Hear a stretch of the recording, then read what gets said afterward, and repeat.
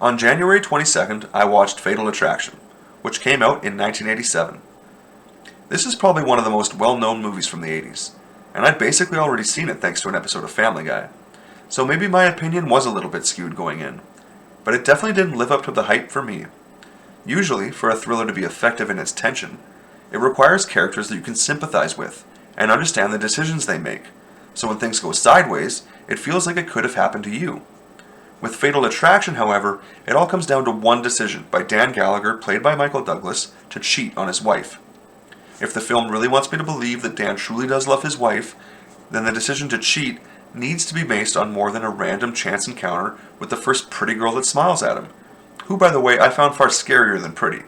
And look, I'm married, I personally would never cheat on my wife, but I'm fine with a story where the man is seduced or otherwise manipulated into cheating with the wrong woman, and the story can play out the same from there. But the setup itself is crucial, and it needs to be much more justified than it was here.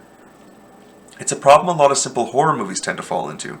There's just too many moments where the characters could make the smarter, safer decision and avoid all the trouble, but instead they choose this obvious path of peril just for our enjoyment, and it feels much more like the writer making the choices as opposed to the characters.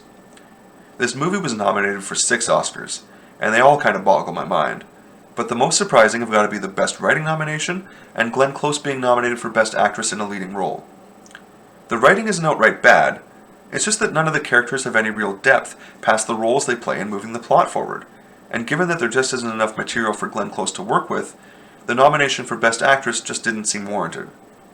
I'd almost call it more of an action horror movie as opposed to a dramatic thriller, just because of how flat these characters are. And now that I actually look at the Oscars for that year, though, Cher was the ultimate winner for Best Actress, so maybe there just wasn't that much competition. I've only seen 20 movies from that year, and I still need to watch Broadcast News and Ironweed. They're on my watch list now. Glenn Close can really pull off the crazy lady pretty damn convincingly, though, because even before she speaks, it's clear she's going to be trouble, just from the look on her face.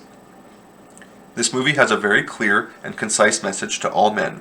Do not cheat on your wife with a complete stranger who's less attractive than your wife. Forget to use protection, forget to pull out, and then when you go to leave and she tries to kill herself, sleep with her again and then ghost her completely.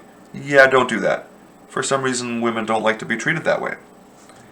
Dan Gallagher's character arc is beyond frustrating, and I think Michael Douglas just likes playing these asshole men. But the story really does build a decent amount of fear and intensity. I still miss the slower pace movies used to have. Taking the time to build its characters, even when they're a bit flat like this, it's still better than not knowing them at all. It wasn't an outright bad movie, it just wasn't as good as I was expecting and hoping it would be. I ended up giving it a 4 out of 10, and its current list position for me is 976. So thanks for watching.